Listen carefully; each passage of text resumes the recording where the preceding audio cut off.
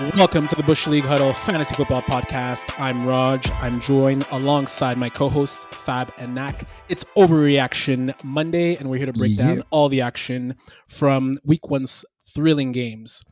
Guys, the first Sunday of the NFL season is like Christmas, unless you're Fab and I, where we had to sit through the Giants' absolute mess. We're 30 seconds in. You couldn't wait a bit?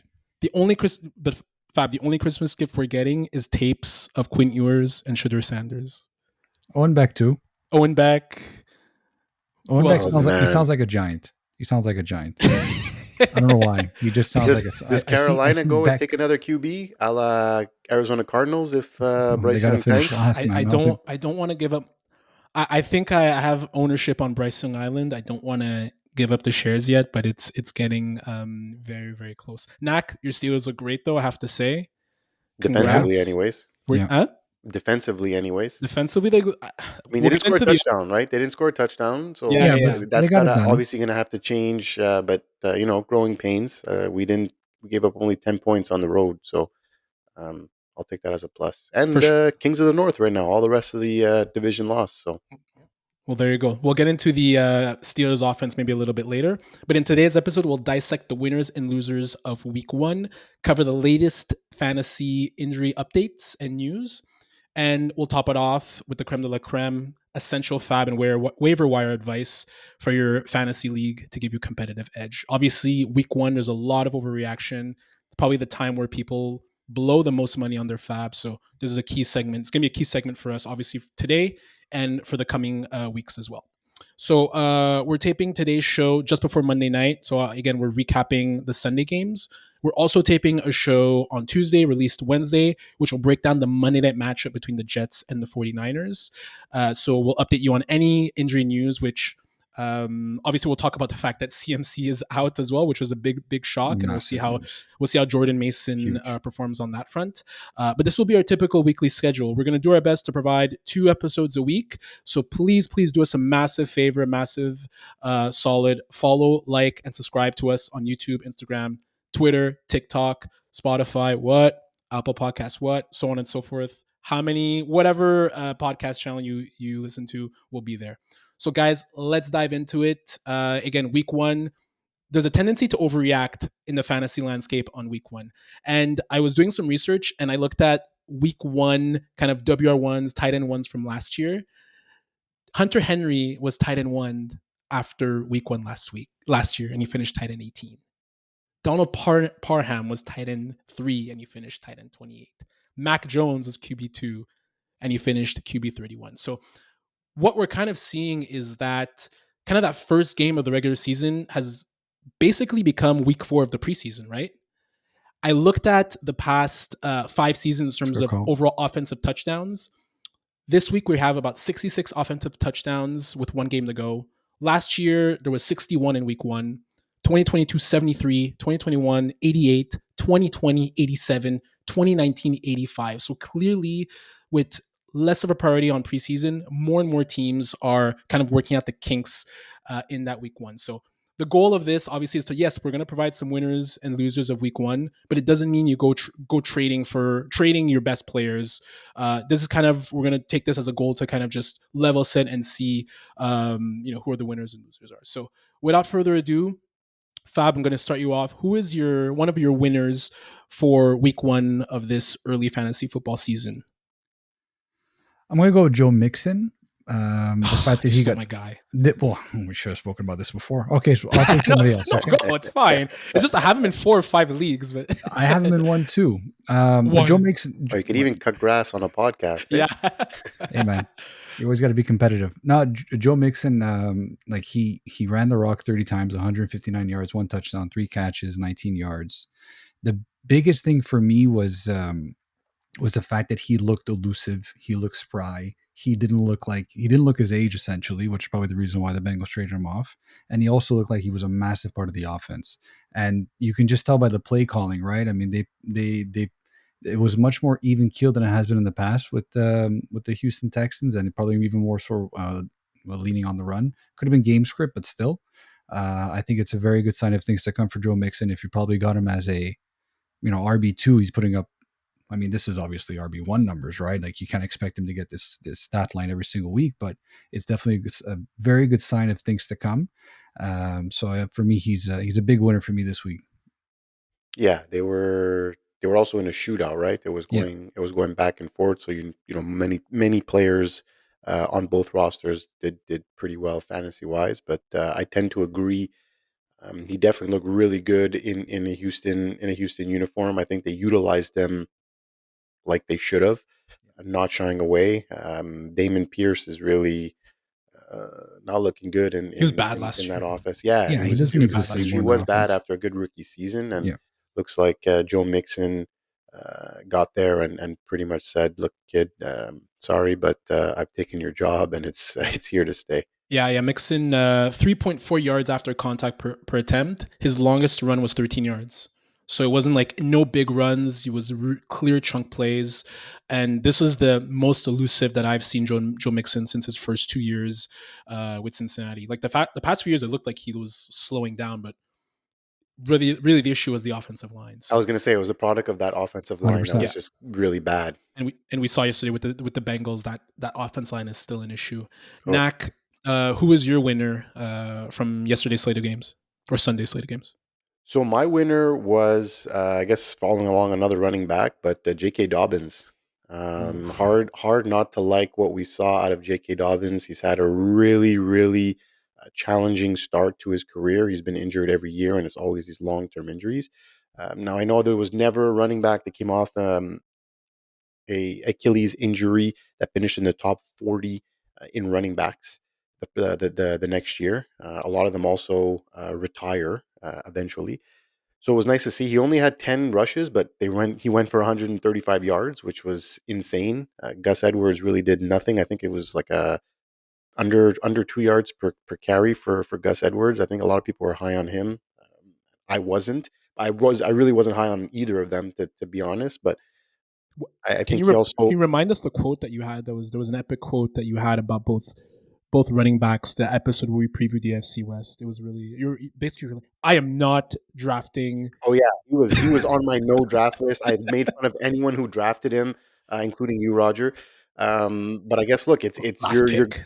the last pick exactly. I guess you don't have what's the last pick? Usually it's a kicker, right? And you took J.K. Dobbins. So look, he also had 59% of that backfield share. He played 59% of the snaps, so he was the clear lead guy, even Yeah. though he only got 10 rushes. But again, he had 10 rushes, but they did go for 135 yards. So definitely a winner. Definitely nice to see. I don't know if it's let's see how the season progresses, but Mhm. definitely nice to see out of J.K. Dobbins after a really challenging start to his career. Yeah, guys. The key with Dobbins obviously is always injuries, right? Yeah. Like Achilles. He was on McAfee today, and like he's an amazing personality. Like I had never really Hmm. heard him speak before. He was awesome, and it's really fun story to root for. Really fun guy to root for. So I'm really happy. I'm sure we're going to talk about Dobbins a little bit in the Fab segment, so we'll save some of the takes for that front. For me, my winner was Jameson Williams, 24 fantasy points, 5 catches, 121 yards. Absolutely beautiful double move Yeah. on Tre'Davious White. Just absolutely burned him. And I think I was saying it the entire off season. The fact that they didn't bring on another wide receiver. Yes, they tried Donovan Peoples Jones, but they let Josh Reynolds go. They didn't bring in anyone else in there. And again, he fits a skill set that doesn't exist already within their pass catchers, within Amon-Ra St. Brown, and Sam Laporta, and obviously Jameer Gibbs. It's going to be more of the underneath stuff. So obviously it's early days, but we heard a lot of great stuff about Jamison Williams during the preseason and during training camp. He was Hmm. healthy. He was locked in. Dan Campbell is typically not the type of guy to mince words. So if a guy's not performing, he's going to say it. And he had nothing but good things to say about Jameson Williams. So I really think he's primed for a big year. Might not always be consistent with that type of play and relying on the big throws, but I think it was a great first start for him in week one. I think he's part of my overreaction Monday is Jamison Williams and Xavier Worthy.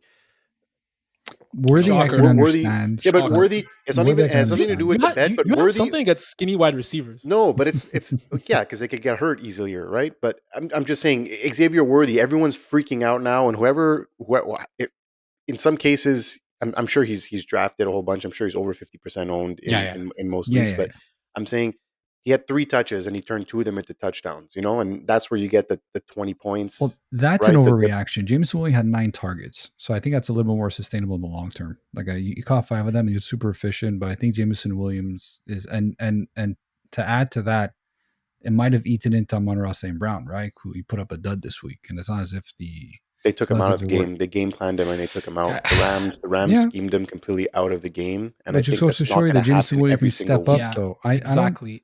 I don't see that as an overreaction, honestly. Like 24 points every week, no, absolutely not. That's not going to happen. But I think I think he's sustainable, and I think he'd be in the starting lineup every week. At worst, flex play. He's rosterable. Yeah, week over rosterable. week. Yeah, rosterable. I'm saying overreaction. Like everyone's going to put them in their flex next week, and he's going to get 6 points.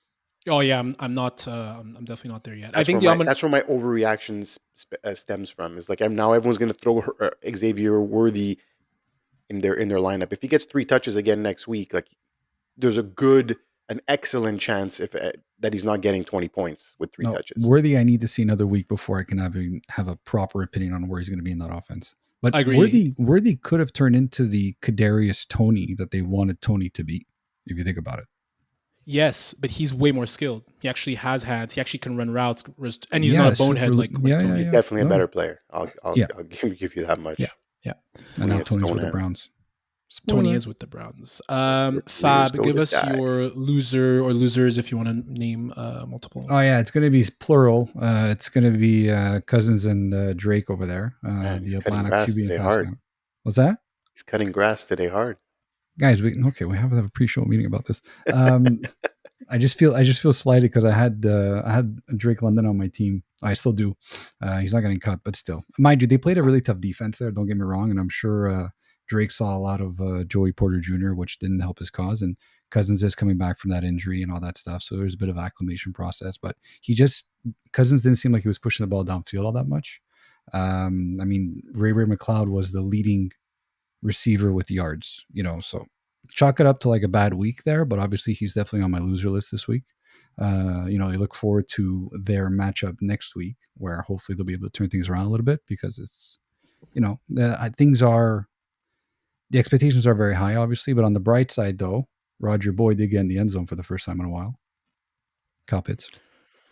Are we going to call that a win? 3 catches, 26 yards. I mean, I guess for fantasy it looks good, but we're definitely not calling that a win. Let's not call it a win. I'm calling it for Kyle Pitts, a sign of things to come in that offense. They only scored like 10 points, man. He got the only touchdown. So considering the game situation, for me, that's a win. But hey, you guys can poo-poo it all you want. It's fine. No, but I think the he caught Cousins all and Drake, the Cousins and Drake thing. TJ Watt, obviously, Nak, I'm sure lived in the backfield. You were locked in on that super game. Super disruptive. Yeah. And Cousins couldn't step up. The mobility was really weak. Offense, like I watched a bit of that game. I locked in a bit to that game. Game plan didn't look good either. And then they faced the Eagles next week. And the Eagles front looked quite good as well against the Packers. So not easy pickings for the Falcons next week. It was good to see Bijan I believe he got 45 snaps compared to 7 or 9 for Algier. So that's a really good sign. But yeah, I agree with Drake London was someone I did not want to draft. I needed to see it first personally before I picked him high, and he felt like he was going overdrafted. Yeah, look, it was a weird game, but you did see, like you mentioned, Cousins' mobility was off. That's why I'm kind of curious to see where Rodgers is at in terms of mobility coming off his Achilles. Obviously, his happened a few weeks before, so he had a little bit more time to heal. But still, I'm curious to see where he's at. But I mean, the Steelers disrupted that offensive line, and they're supposed to have a really good offensive line, right? It was like top 5 last year. So, yeah. TJ Watt just caused havoc. Even had a few plays called back due to some stupid penalties that were called. But Nak, they were saying I was listening to a podcast on the way to work this morning. they were basically saying how they sounded like he was jumping the snap so easily. I don't know if you heard about that, but like they kept like the announce crew kept thinking, or the refs kept thinking he was going offside, But he wasn't. but he wasn't. Like I think Greg also Mm. was saying like no, he was No, no, he's jumping the snap. he just timed it perfectly every time, and then there was that one time where it looked a little bit more blatant, and they called it a couple times on him. He lost out on a sack or two actually on Sunday Yeah, because of the refs. But as much as I think the Watt brothers are complainers, that like TJ is an absolute dog. listen, they He's walk the amazing. walk, right? He's Like they future talk the defensive talk, but player they of the walk year. the walk. Like he should be 3-time defensive player of the year. But we can go into a whole pod segment on that. So I guess we'll move on. Not give me your loser for Sunday's action. Yeah, so before I go into my real loser, I'm just going to shout out the fact that Marvin Harrison Jr. had a very, very, very bad day, as I mentioned last week. 3 targets, 1 catch, 4 yards. Murray did miss him wide open at the end that could have tied him, but maybe he was too short and he couldn't see him. I think that's an issue. I don't even think that's a Murray. joke. I think that's reality. No, I I think think that was what happened. it is probably reality. I think he's just too Yeah. short and he just misses Yeah. receivers. He was wide open for a TD. I I mean, didn't like I didn't it like the would way have he played. somehow saved his day, but again, he wouldn't have been top 13 like he was being rated for week 1, No. as I mentioned to Fade. So well, look, another guy that I look the loser of the week was I think Caleb Williams. Really underwhelming first week. Again, I'm not ready to call him a bust. Not anywhere near that. But after all the talk he had and I don't get flustered, I don't get nervous. He looked pretty damn nervous on Sunday. Did not He play looked like a good. rookie. Defense, yeah, he looked like a rookie. He looked like a rookie. His defense bailed him out last on Sunday. I think they scored two defensive touchdowns or one punt return and one defensive touchdown. So his special teams and defense to the rescue. I think he had 93 passing yards on the day too. So it was just really underwhelming for top overall pick.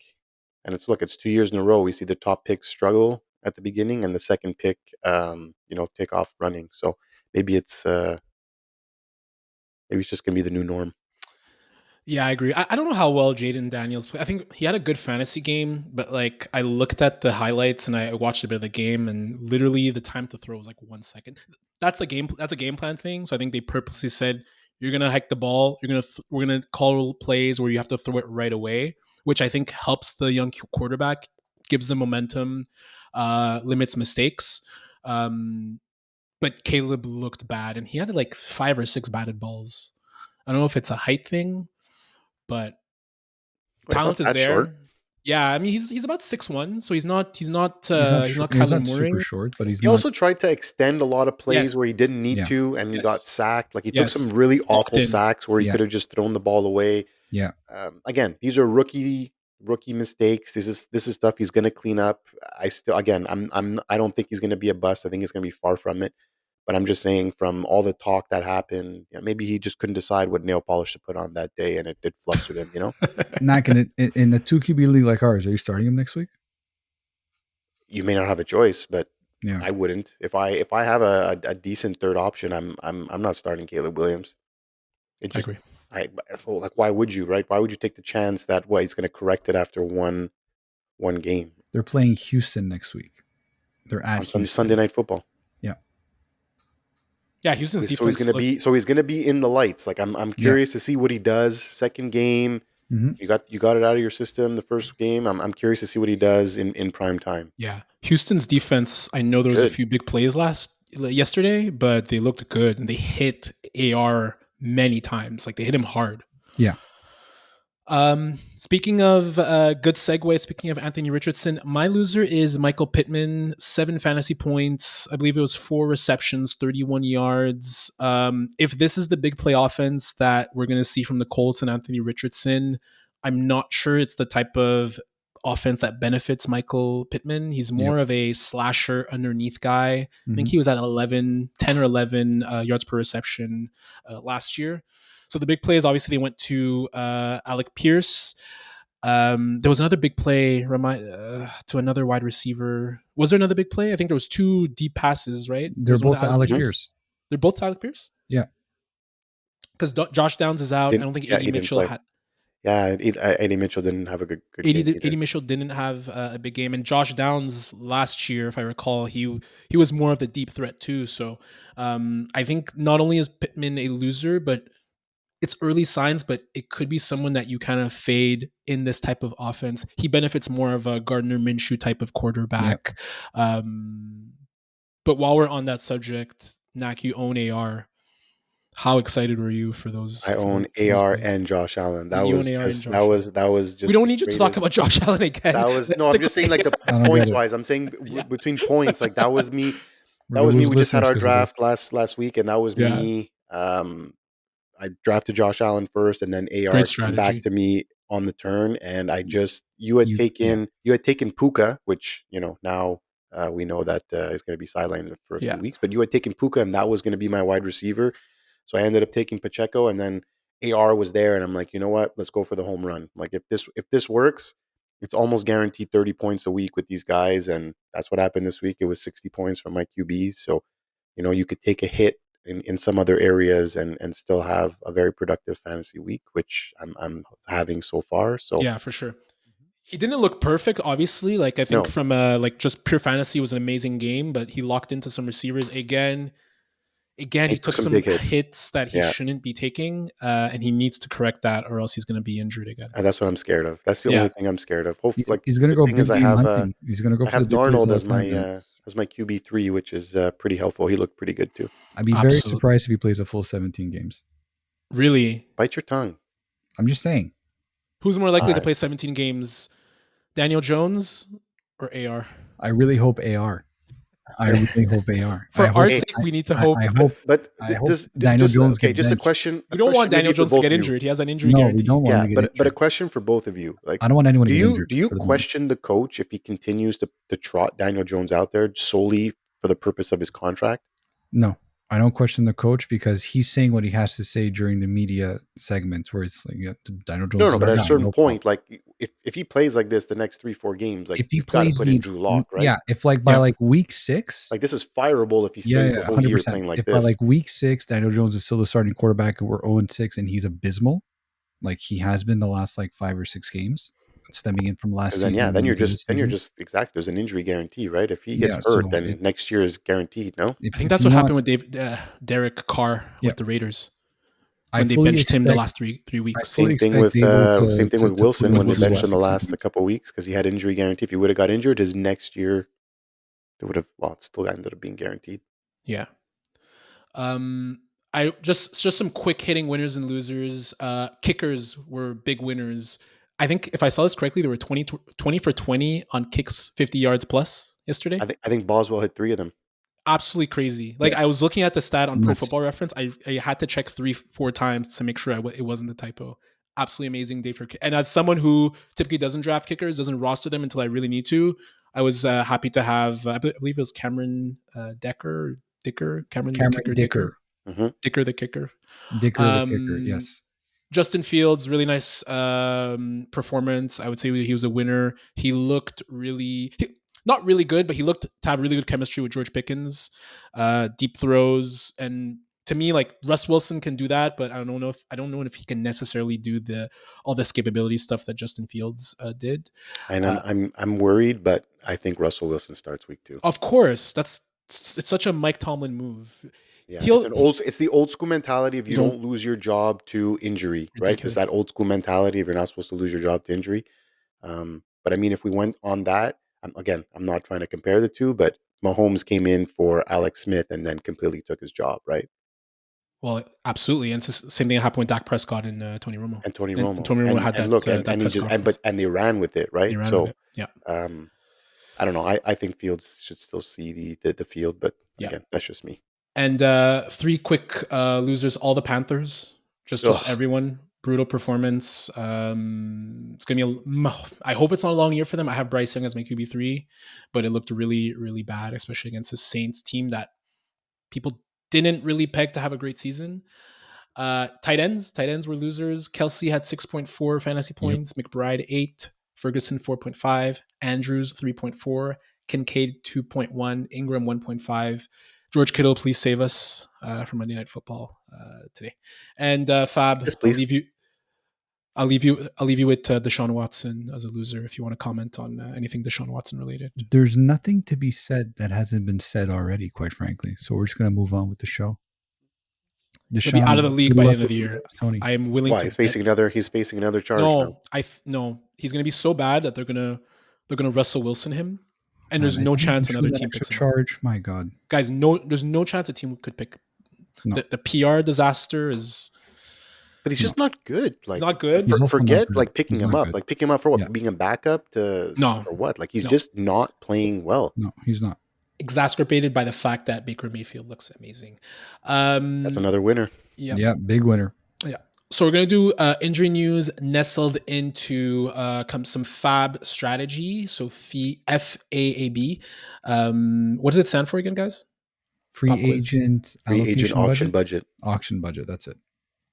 I will never remember it, but thank you. I'm glad I have amazing co-hosts who can bail me out there. I got. Go ahead. No, sorry. I was gonna say it's all good. We got you. So for injury news, so at QB, Jordan Love sprained MCL. Very happy that it wasn't a torn ACL and his season isn't done. It looks like it's going to be a 4-week timetable, not on IR. Malik Willis is set to start. I mean, the Packers got probably the best outcome they could have gotten. I think it's crazy that they are going into the season with Malik Willis as their backup, but this is as good of an outcome as you can expect. And I think they have the defense and the supporting cast to hopefully keep them at 2-2. I think they're going to be if he's gone 4 weeks, they start the season 0-5 and it's done season.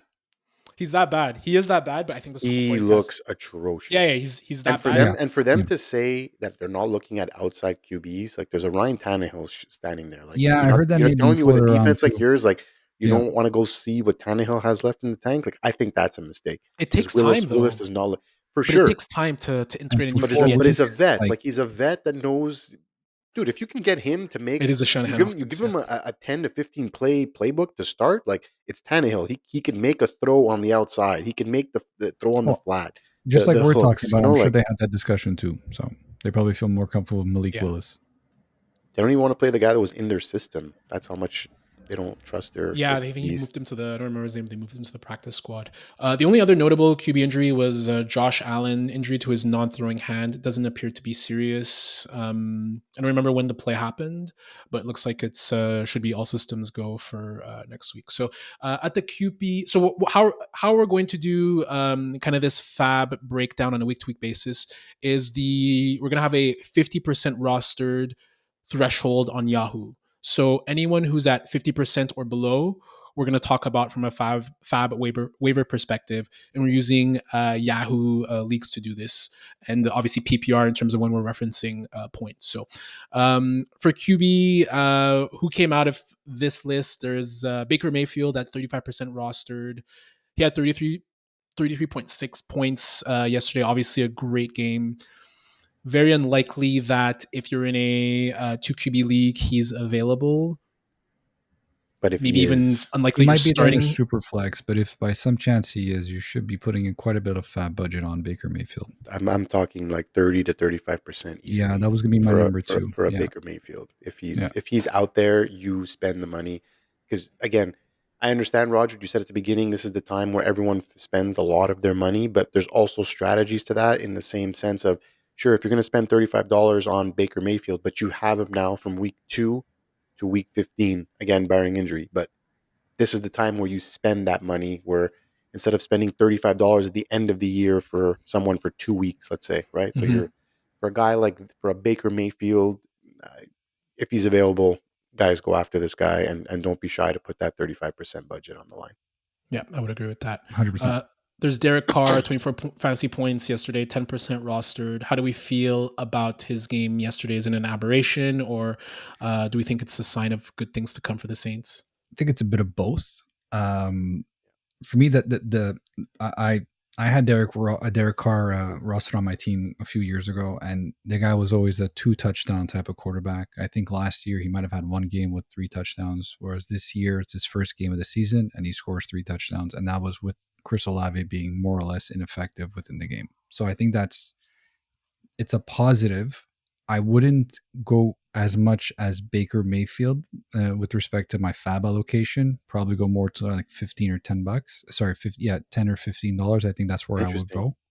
Yeah, because I that's too low for you or too high, Nick? In a Superflex 2 QB, I think it's a little too low. I think I'd go closer to that 20. It'd obviously be less than Baker Mayfield, but I mean, and look, and only solely because he played the Panthers, and again, we were just saying like it was a dumpster fire over there. The So it was Kubiak just effect is really, really obviously bad. there. I think he's gonna have a better year, but I don't think a 24-point game is gonna be his floor going forward. That's my thing, right? And like But if he Derek Carr has consistently gets burned. 18 to 20, I think Yeah, $20 is pretty You know safe. what, yeah. guys? Okay, I have to say, let's as much call it as 15 to 20. Let's call it between 15 and 20. Let's meet in the middle, but I think that's a fair amount. As much as I poo-poo on Carr, and we all do in our group chat, week 14, 3 TDs, no picks. Week 15, last year, week 15, 3 TDs, 1 pick. 16, 2 TDs, no picks. 17, 4 TDs, no picks. He finished, and I owned him, and it was a struggle for me whether I should start Carr or Goff, and he ended the year really well. So it's actually promising to see he's starting it really well after ending it really well too. Does Drake May, who didn't play yesterday, 7% owned? I think, I don't know about you guys. I want to hear chime in quickly, but I think this is one you kind of punt on.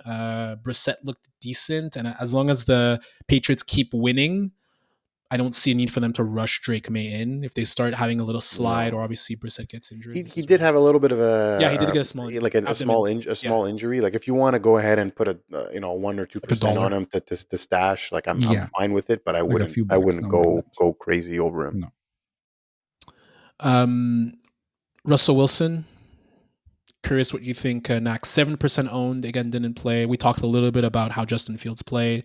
You think Wilson will be back in the starting lineup as soon as he's healthy? Is it worth it to put in a certain amount of money, or look, if you want to back is he up, that bad? pick him up. There's a calf injury. Look, McCaffrey is suffering from that calf injury, and just before the game, Adam Schefter said he's probably not even going to be playing week 2 at the Vikings. He's probably he's probably going to be missing week 2 as well, CMC. So that's a calf injury. It's lingering. He re-aggravated it at practice. So I think I don't know.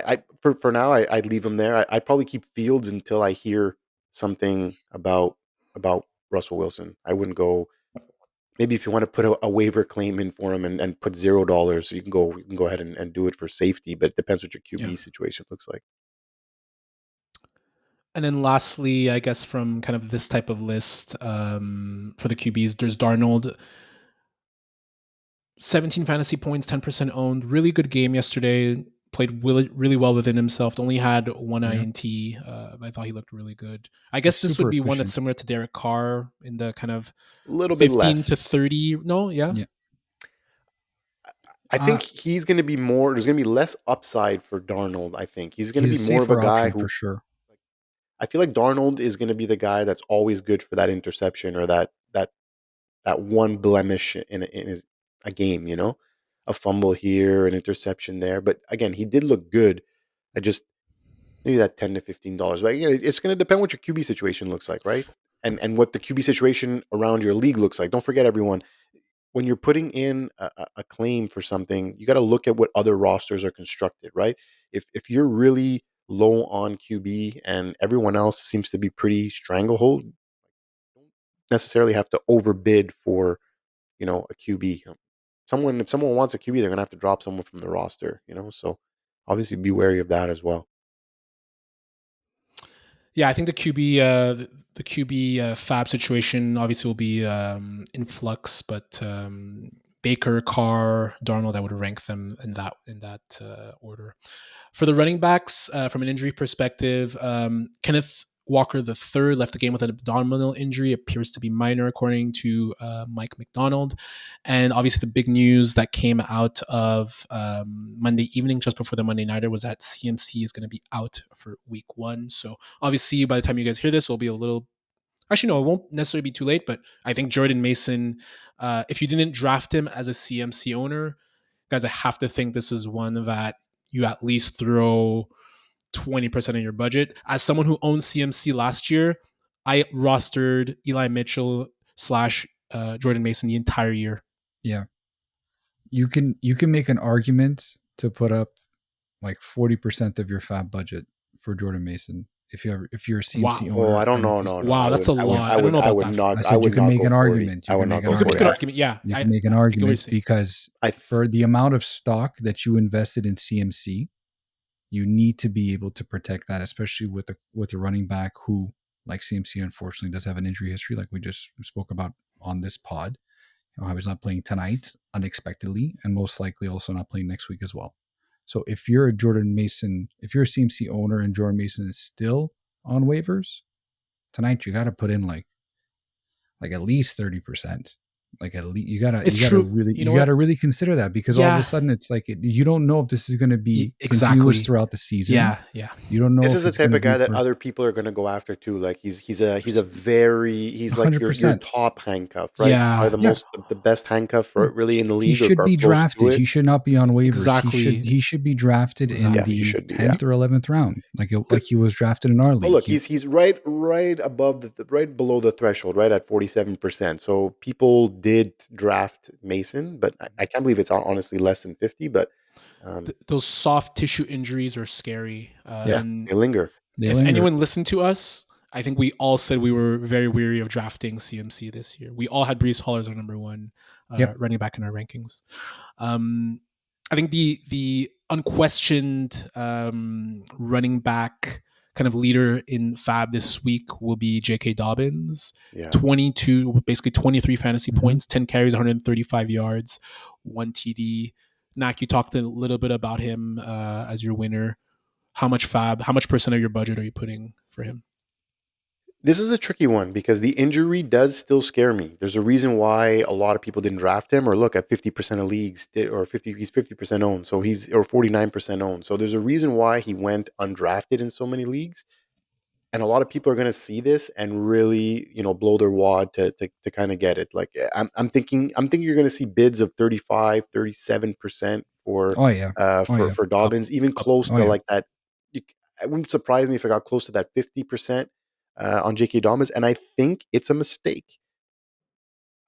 It's a running offense, and they can do well, but it's just there's that risk of injury that scares me to blow it all on J.K. Dobbins.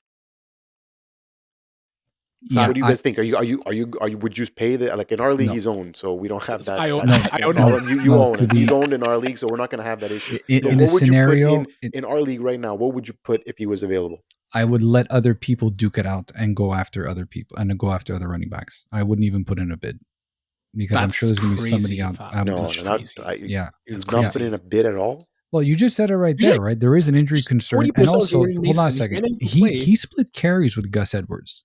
Gus Edwards had 11 carries. He had 10. Yeah, but he had 11 carries. 11 carries, 19 yards. He was much more efficient. I'm not going to take that away from J.K. Dobbins, but this is week 1. And they said they were going to ride the hot hand. But Fab, how do you justify 40% on Jordan Mason, which I actually agree with you, but there's a chance he doesn't play and not bid it. But you have the San Francisco backfield with that 40% of Jordan Mason, assuming you also have CMC.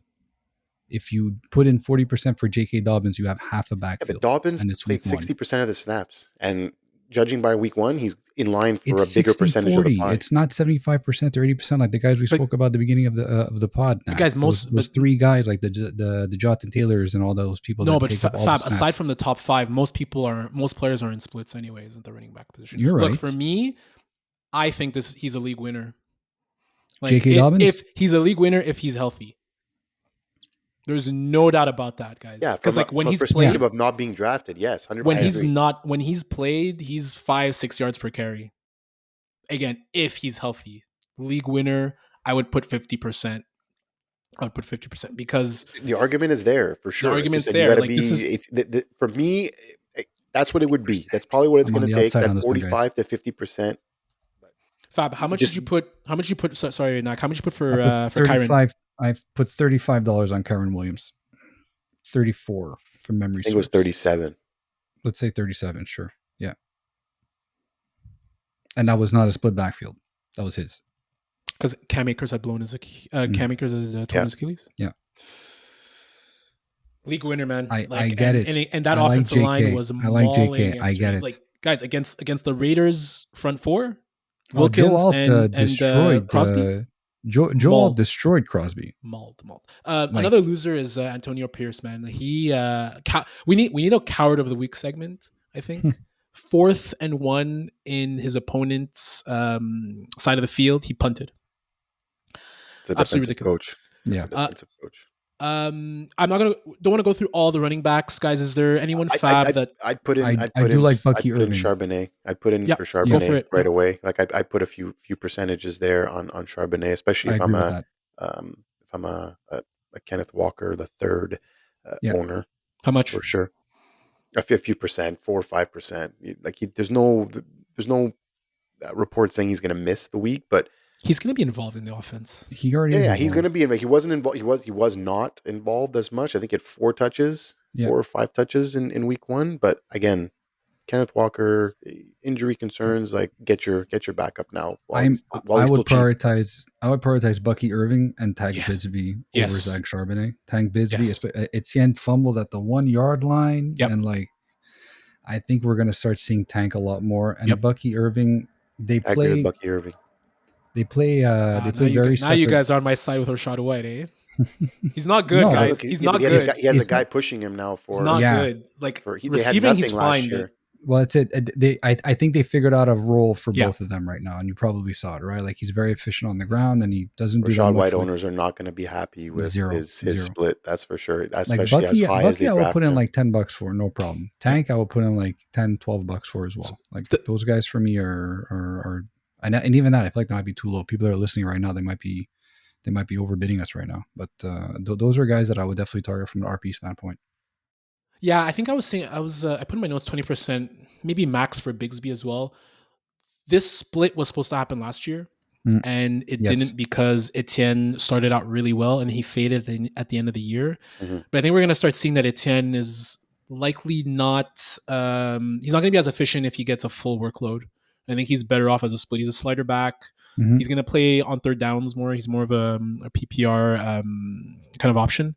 But I would agree at that like 15 to 20% range on Bigsby, especially if you own it, Tim. Anything else on the running back front, guys? Nope. All right, we'll move on to the wide receiver injuries. We had Jordan Addison, who had an ankle injury considered minor. I believe he was out for yesterday's game. Obviously, the big one is Puka Nacua. I'm a Puka Nacua owner. Looks like it's sprained PCL, placed in IR. He's going to miss a minimum of four weeks. I don't know, Nak, I know you're the one who reported this one for us in our group chat. Was this because of the bursa sack, or is it something completely different? I'm not sure. They didn't really go into detail. I think it's probably a consequence of that. Okay, because it's the same area. No, same. From what I read, it's in relation to his injury that he sustained in the summer because he was also injured. There's a relation to it. I don't know where it relates to it, but I don't even know what a bursa sack is. Minimum. If we're talking remember what that? Remember the thing that Jaden Daniels had in his elbow, where it looked like inflation? That is a bursa sack. Right. A lot of pus coming out, or whatever. That imagery is still haunting to me. It was disgusting. You literally see the pus coming out. Yeah. All right, don't Google it, ladies and gentlemen. No, it's not worth it. It's like one of those posts that Lucas sends in the thread. Like, just don't click.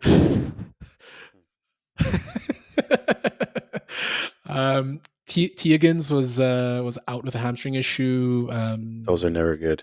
Yeah, soft tissue injuries are never good. Yeah. And Romadunze MR on his knee. I don't know if it's left or right, but that was grade really 1 knee quiet. sprain. I didn't hear about that. Saying you're going for a second opinion, but they were saying it's probably like a knee sprain. He's probably gonna miss. He's likely IR candidate like for sure. That's too bad. Likely a minimum of 4 weeks there as well. FAAB, I'm gonna go to you. Just Jacoby Myers, Jerry Jeudy, Tyler Johnson, Wan'Dale Robinson, Alec Pierce. Who are you kind of targeting? Who do you like out of this group? Tyler Johnson. Yeah, I think he's the guy out of that core that's going to step up into the Puka Nacua role. I mean, you saw that a little bit from the game because he was out for I want to say 3 quarters. Yeah. So basically. He was out for quite a bit. And you got 5 receptions, 79 yards, 7 targets. Like, if Stafford trusts you and likes you, you're going to get the ball. Yes. So for me, Tyler Johnson, and if he's going to be out for 4 weeks, I mean, at minimum, I would splurge a little bit with Tyler Johnson. Like I'm looking more towards like $20 for him, and I'd be okay with that. And because he could carve out a role in that offense, and they roll 2 wide receivers all the time, and you 3. Stafford. It's 3. Yeah, It's 3. I know, but it's the 11 top personnel. 2 like always get those targets and always get those looks. So for me, it's Tyler 100%. Johnson. I like Jacoby Myers. I've always liked him. That's why he's very close to that 50% owned. But Gardner Minshew as the quarterback in that offense, I mean, I don't know what to expect on a week to week basis. But for me, if I'm picking one, Tyler Johnson's my guy. Yeah, Nak, I'll just interject because I'm a Nakua owner quickly. But the thing that I looked at as a Nakua owner was how were the kind of ancillary pieces used last year at wide receiver when Cooper Kupp was out, and Tutu Atwell had some really good games. Amazing. And that gives me hope that it's either Tyler Johnson or Demarcus Robinson. But as you said, Fab, Johnson. That was I was going to say is Demarcus Robinson would be the cheaper option, and go for it. Go for it. He has chemistry from last year with good point. With Stafford. He had a really good season with him. I guess look, there was Nakua there, and he had like the craziest season for a rookie. But I think if you want a little bit of cheaper op, because Tyler Johnson is probably going to gather a lot of attention, and like you said, in that 20% area, so you could probably get a Demarcus Robinson in that 10 to 12% area, and I think still be happy with the replacement there. Because I think, look, they're very similar, right? He had four for 42 on 7. They both had 7 targets, so. The target share is there, and you're probably going to get him cheaper. So I'd probably lean towards more Marcus Robinson. So guys, if you're me as a Nakua owner, I have CeeDee Lamb. You should spend 70% on Tyler Johnson. No, but look, I have CeeDee Lamb, Stephon Diggs, Cortland Sutton, Jameson Williams, JSN. My boy JSN did not play well. Is it even worth it for me to put money on Tyler Johnson, like $20, or does the rest of my wide receiver depth good enough to supplant Nakua? Look, end of the day, he's a Band-Aid, right? He's not the guy who's going to win you a championship. He's not the guy that's gonna, it's going to take you to the next level. Are you really going to spend 20% of your fantasy budget when you have options on the bench? Exactly. Like a Cortland Sutton could fit in pretty nicely. JSN, I told you from the beginning, he's still the third option in Seattle, and I think it showed with Lockett having a pretty decent game as well, and he was on the injury report. DK Metcalf is still there. I think it's going to take some time for JSN. JSN is going to be next year. He's going to be that guy over there. I think it's still going to take another year, although he did finish good down the stretch. I don't think he's not an everyday starter in fantasy lineups at the moment. I'm ready to concede that at least for week 1. Fab? In your situation, Raj, I don't think I would. And if I would, be very small just to say that you put in a waiver claim because you do have a lot of depth over there. My situation, because I also have Puka in our league that you and I are in. And my other wide receivers are Devontae Adams, Nico Collins, and Calvin Ridley. So I'm going to have to put in a claim for Tyler Johnson. It's going to be to a degree substantial because even the other wide receiver options that are out there right now are not exactly, setting the roof on fire. So, because Calvin Ridley had an okay game, he had 7 targets, but like the Titans were more or less like just a dumpster fire versus Chicago to begin with. But you would assume that better days are ahead. But even Devontae, you don't know. Nico had a nice game, but like my wide receiver core is a little bit weak in the other league, so I'm gonna have to put in some more fab than I would like to for Tyler Johnson. Quickly, guys, anything on Alec Pierce? 2% owned, 3 receptions, 125 targets. Like, look, if you want to put a couple percentage on him, I feel like it's going to be like a different guy every week over there. It's not going to be. I don't think there's going to be one target. Then you have Josh Downs to compete with too, who's going to be coming back. I need to see targets for sustainability when I'm putting in fab for a wide receiver, and 3 receptions, 125 yards, like that's not sustainable. And if he's just going to be the deep threat the whole time, and I know that Anthony Richardson is going to be just chucking the ball out, and that's great, but like Max said, like a few bucks if you really want to throw something in there, but that's it. All right, guys. So we're going to move on to tight ends, the last position in our fab review. So a lot of tight ends actually got injured on Sunday. There was Jake Ferguson, I believe. There's Njoku. David Njoku. Yeah, so it actually was just David Njoku. He had an ankle injury in the third. He was 4 for 44, didn't come back. Yep. He's week to week according to Shefty. And yes, as mentioned, Ferguson knee injury and did not return. He caught 3 of 5 targets for 15 yards. Obviously, Isaiah Likely, amazing game against the Chiefs. 26 fantasy points, 9 receptions, 111 yards, 12 targets, 28% own. That's your top ad. Actually, I'll go Knack. What's the budget you're putting for Isaiah Likely? The only issue I have here, because I've honestly I've been thinking about this for a while, and I think that there's a big budget here that you've got to put aside for Likely. The only thing that concerns me is you haven't really heard. Usually, like there's been a few days between games, right? They played on Thursday, so we're talking 4 or 5 days between games, and we haven't really heard. Oh, Likely is going to take over the lead role, or Andrews is taking a step back. You definitely.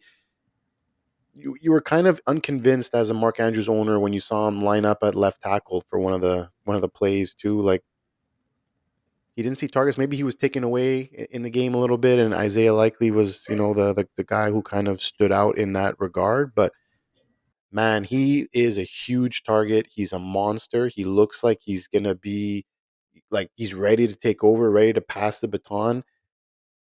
Honestly, easily 20 to 25% in that offense, especially with where they're lacking is wide receivers. So when you have a big target like that can catch the ball, like he can catch too. It's not like he's just a big boy. He can catch the ball. He can make plays, make some guys miss.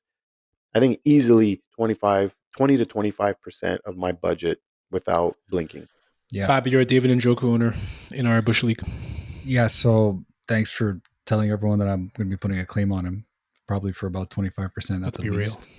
I mean, 12 targets, 9 receptions, 111 yards. You can't forget what he did last year when Mark Andrews went down. They like him. We said it during the earlier episodes of the podcast about how he will be more involved in the offense, even if Mark Andrews is healthy. Mark Andrews is apparently healthy, and you saw how involved he was on Thursday. I don't see how he goes away. You probably won't have any game. You probably won't have all your games with 26 fantasy points, but he will be part of that offense, and it won't be surprising to me if they run more two tight end sets, and he becomes a lot more involved and becomes specifically like you're getting like 9 targets a week from this guy. So I would put 25-30%, and I wouldn't even feel bad about it. And this is going to hurt the Mark Andrews owners more than anything else, because I don't necessarily think they're going to be manufacturing targets for Likely, more just taking them away from Mark Andrews. I think the numbers you guys in consequence are mentioning to the manufacturing of targets. Excuse me. In consequence, I think it's going to be. Yeah. I think the numbers you guys are mentioning for the budget make sense. I don't necessarily think Andrews is just going to go away. Likely he's a glorified wide receiver, and the wide receiver that they have, like Bateman had a ton of targets, he didn't do anything. Aguilar is just not good. They haven't been very good at the drafting wide receivers. No, they don't draft wide receivers well. They've never been a big wide receiver factory, even going back to the kind of the first Ray Lewis Super Bowl. So I think there's room for Likely to play in the slot, to play out wide, and there's still room for Andrews to play at real tight end spot. I think 52% of the time against the Chiefs, they both were in the game. So more than enough room for both of them to play. Yes. I think those numbers from a budget standpoint do make sense. And the fact that he did it last year while he was out, I think leads to a lot of evidence that he is for real. It's not a flash in the pan.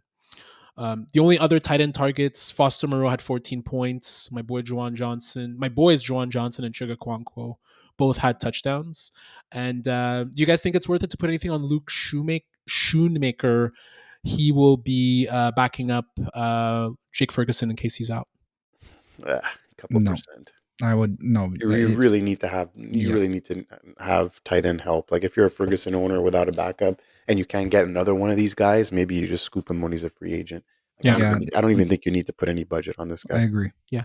Just quickly before we conclude, going back to the wide receivers, we mentioned in the early part, Kadarius Toney signed with the Browns. Jerry Jeudy had 3 receptions for 25 yards, 8 targets, and a touchdown. I think could be interesting plays where they'll shift targets around if Njoku's not there. Yeah. Don't spend a ton of money, but Judy's 45% owned. I'm assuming Tony's probably at like 0% owned. So it could be interesting flyers there. The 8 targets for Judy is promising. Yeah.